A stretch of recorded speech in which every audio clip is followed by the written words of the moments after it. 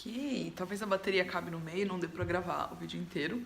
Hoje é domingo e o Rafael está trabalhando, ele trabalhou ontem e foi pro escritório hoje de novo, por isso eu estou aqui entediada, resolvi gravar esse vídeo respondendo, tá frio, respondendo a algumas perguntas, como eu sou blogueira, não, mentira, que ao longo essa semana nós completamos 1 ano de Austrália, então a gente resolveu gravar uns vídeos sobre a transição, sobre a Austrália, sobre visto e, enfim, todo esse processo de mudar de país. E várias pessoas já me perguntaram, e isso é verdade, várias pessoas me mandam direct no Instagram, pessoas que às vezes eu nem falo tanto, não falava tanto no Brasil, mas mandaram uma mensagem perguntando sobre visto, como que a gente fez, se é fácil para arrumar emprego, como que é para conseguir o visto. Então eu vou resumidamente falar como foi a nossa história, deixando claro que eu não tenho experiência com muitos vistos, eu sei apenas no geral o que aconteceu com a gente, a nossa experiência, e existem muitas categorias de visto aqui na Austrália, subcategorias e diferentes maneiras de aplicar. Então, assim, o ideal seria eles têm uma profissão aqui que se chama agente de imigração.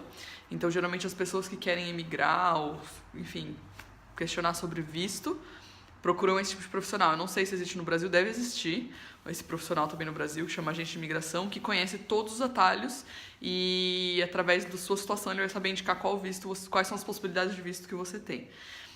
No nosso caso, foi o seguinte, foi um processo demorado, não é assim de um dia para o outro, que as pessoas na internet, elas só veem a sua foto, tô no Brasil, pá, foto na Austrália. Magicamente a gente voou para a Austrália. E eu tinha essa curiosidade, porque quando eu via as pessoas mudando de país, eu também ficava, mas parece tão fácil, como assim, né? Como que faz? Por onde que começa? A verdade é que, no nosso caso, a gente nunca nem escolheu mudar de país, muito menos ir vir para a Austrália. A Austrália nunca esteve no nosso radar. Na minha cabeça, a Austrália nem existia no mapa, nunca nem pensava nem em visitar a Austrália. A gente pensava sim em morar fora do país, a gente tinha vontade de morar fora do país. Mas, obviamente, Europa, Canadá e Estados Unidos. A gente queria o eixo ali do Atlântico, justamente por ser perto e tudo mais. Mas, ao mesmo tempo que a gente queria morar fora, a gente não fazia nada a respeito. A gente só queria, seria legal, é verdade, mas a gente não ia atrás de nada. O que acontece é que o Rafa trabalha numa empresa internacional, uma empresa americana, se eu não me engano, mas que tem no mundo inteiro. E essa empresa acaba tendo certas oportunidades. Na verdade, para não dizer que nunca tentamos, né, porque a gente estava noivo para casar, ele fez o processo seletivo para uma transferência para Londres, que ele chegou a passar para a 3ª fase, mas não evoluiu e não fomos. Foi a única tentativa.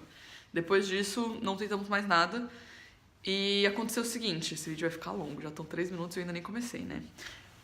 O Rafael trabalhou com tinha uma colega de trabalho chamada Simone, que já apareceu em vários vídeos aqui, inclusive. Trabalhou com ele no Brasil, em São Paulo, e em algum momento da convivência deles, ele comentou com ela que a gente gostaria de morar fora, eu e o Rafa. Enfim, passou-se anos, a Simone foi para um projeto no México, passou 1 ano no México, conheceu um mexicano, começaram a namorar. E daí esse mexicano veio fazer mestrado em Melbourne. E daí por isso ela resolveu, puxa, eu gostaria de ir para Melbourne para ficar, porque namoro à distância é difícil, para ficar com meu namorado. Ela pediu uma transferência, fez todo o processo, veio para a Austrália. 1 ano que ela já estava aqui, surgiu uma vaga na área do Rafa, na área de consultor, de supply chain, exatamente o trabalho que ele fazia no Brasil, só que aqui na Austrália, na mesma empresa. E daí ela mandou um e-mail para ele, Rafa, você e a Maria ainda têm intenção de morar fora? Porque tem uma vaga aqui, se você quiser eu te indico para transferência. E daí o Rafa falou comigo e a gente pensou, bom, essa conversa foi em novembro de 2016, para vocês verem como demora. Daí a gente pensou, bom, daquela vez em Londres você fez processo seletivo, não deu em nada, vamos arriscar, faz aí, não estamos perdendo nada, será que a gente moraria na Austrália? A gente pensou, faz o processo e daí a gente vê, vamos vendo. Início ele falou, beleza, Simone, ele pegou, fez o currículo dele em inglês, mandou para ela, isso foi em novembro de 2016, final de novembro. Passou-se 1ª semana, 2 semanas, 3 semanas, nem tivemos resposta. Chegou Natal, chegou Ano Novo, daí a gente já tinha até esquecido, a gente falou, não rolou, eles viram o currículo e não se interessaram, deixa pra lá, vida que segue. Daí, nisso eu tava mudando de emprego, mas eu vou falar um outro vídeo sobre as minhas transições em 2017, mas isso eu tava mudando de emprego, enfim, começando no Sabin. Daí no final de janeiro, Eu já tinha começado no Saving, no final de janeiro, quase começo de fevereiro, o pessoal da Austrália mandou um e-mail pra marcar uma entrevista. E daí a gente falou, nossa, é verdade, tinha esse rolê, né? Porque já tinha quase 3 meses depois. A gente, nossa, é verdade. Daí marcou entrevista, né? Naqueles horários malucos, entrevista às 6 da manhã, entrevista às 11. Fez a primeira entrevista, depois de uma semana, passou. Fez outra entrevista, passou uma semana, fez outra entrevista. Ele fez 3 entrevistas com RH, gerente, sócio da área, whatever. E daí eles falaram, a gente então tá bom. Fica assim, então a gente vai dar uma resposta. Isso tava quase na época do carnaval. Foi em fevereiro, eu lembro que foi véspera de carnaval, foi a última entrevista. E eles falaram que até 5 dias dava uma resposta.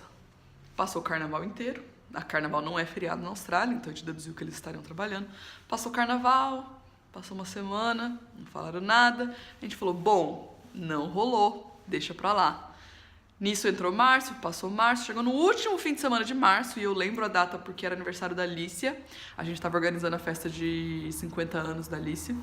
Então, no último fim de semana de março, na sexta-feira, sexta ou quinta-feira, tipo, na beirada do fim de semana, o Rafa me mandou uma mensagem. Eu estava em casa, tinha acabado de chegar ao trabalho, ele me mandou uma mensagem. O sonho da Austrália acabou.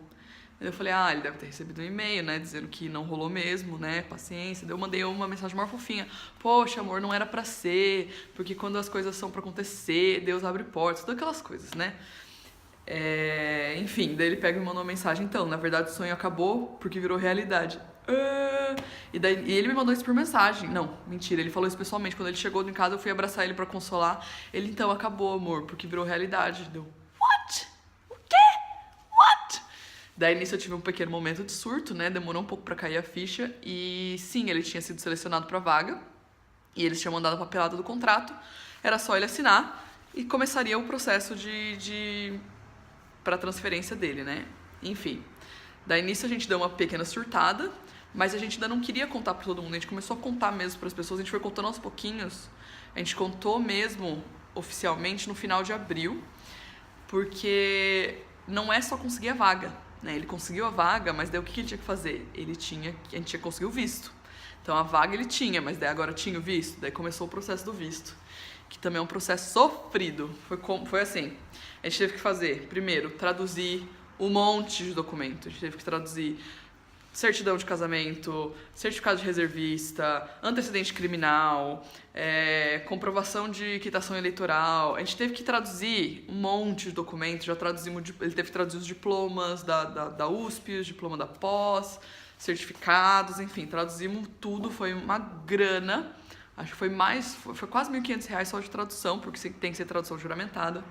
Enfim, manda tudo isso. Daí depois a gente teve que fazer os exames médicos e médico autorizado pelo governo australiano no Brasil. Então, são poucos os lugares. Então, a gente teve que fazer um exame médico, um exame de urina para ver se estava usando droga. Teve que fazer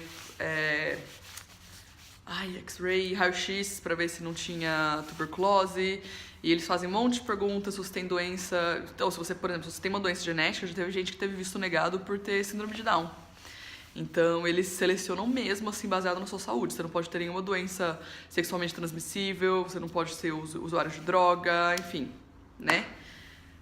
Conseguimos, passamos no exame médico, e daí a nossa sorte é que, por ele estar fazendo isso através da empresa, a empresa que preencheu toda a papelada do visto. A gente só mandava as documentações que eles pediam, mas a gente não teve que preencher nada e aplicar, enfim.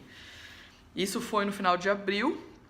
Mandamos todo. Ele teve que fazer o IELTS, o Rafael teve que fazer o IELTS às pressas. Tipo, marca o IELTS, faz exame de inglês que ele precisava de uma nota mínima, então se ele não tirasse uma nota mínima no IELTS, nada aconteceria. Então, vários sustos do coração, assim, né? Porque você fala, ai meu Deus, será que vai passar no IELTS? Ai meu Deus, o exame médico. Ai meu Deus, não sei o quê. Enfim, aplicamos para o visto. A empresa fez a lodge the application for us. E daí eles falaram, pode ser de 15 dias a 5 meses. Só que ele tinha que assumir a vaga, para ele não perder a vaga, ele tinha que assumir até julho. Ele tinha que começar a trabalhar em julho. Ele falou, bom, então se não sair logo, a gente não vai. Porque daí eles têm que contratar outra pessoa no lugar. Mas 15 dias depois, saiu o nosso visto. O nosso visto chama 457. É um visto de trabalho, chama Work Visa. Cada visa tem um número, esse é o 457. Que é um visto que te dá 2 anos no país. E antigamente esse visto, ele funcionava da seguinte maneira. Você pegava 2 anos, depois de 2 anos você podia renovar mais 2 anos, e depois de 4 anos aqui, automaticamente você estava elegível para solicitar a sua residência permanente, o PR, que eles chamam, que é o Permanent Residency. E, enfim, a gente falou, nossa, legal, saiu 2 anos, e 2 anos é um tempo bom pra você mudar e sentir, será que eu gostei, será que eu me adaptei, será que eu quero realmente ficar nesse país, será que eu quero renovar por mais 2 anos, quero voltar, enfim.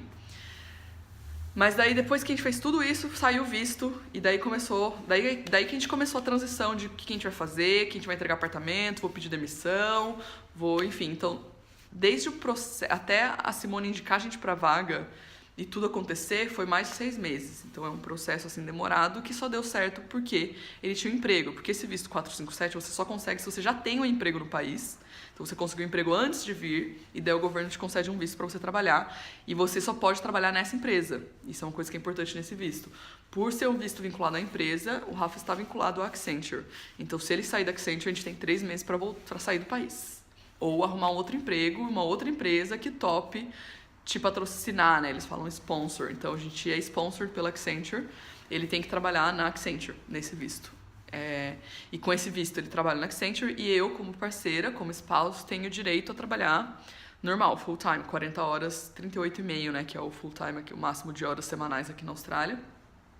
Diferentemente de outros vistos, porque cada visto tem diferenças na maneira como você trabalha, enfim. E o que aconteceu foi, a gente pegou o nosso visto na segunda quinzena de maio. Em junho, mudou a lei. E a partir de agora, os vistos 457 não podem automaticamente virar residência. Então, o máximo que você pode fazer é renovar, ficar 4 anos e você é obrigado a ir embora. Não tem mais possibilidade de virar automaticamente um visto de residente. E como a gente conseguiu o visto 15 dias antes de mudar a lei, a gente ficou numa janela. Então, o que o governo fez? Para todo mundo que pegou o visto antes da mudança de lei, ele autorizou um período de transição, ou seja, a gente tinha 6 meses, não mais de 6 meses, porque era até março desse ano, março de 2018, para solicitar residência, mesmo sem ter ficado aqui nem 2 anos. Então, assim, então ele falou, enfim, parece meio complexo, né? Mas quem conseguiu o visto 457... Opa! A bateria tá pifando, vou ter que terminar rápido. Quem tirou o visto 457 até junho de 2017 teve um loophole aí de 7, 8 meses para solicitar residência, mesmo sem ter vivido aquele tempo de carência aqui, justamente por causa dessa transição da lei.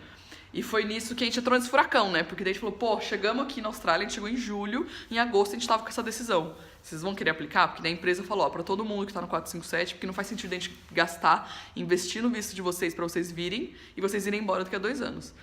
Então a empresa ofereceu pra todo mundo que estava no 457 de bancar a residência, que tem um custo. Visto custa dinheiro. Cada vez que você aplica para um custo para morar no país, custa dinheiro e o custo varia de país para país. Então, se é um europeu querendo morar na Austrália, é mais barato. Latino-americano é um pouco mais caro. Africano é ainda mais caro. Então, quanto mais de risco é o seu país, não de risco, mas quanto mais risco você ter, enfim, quanto menos desejável você é para o país, mais caro é o seu visto.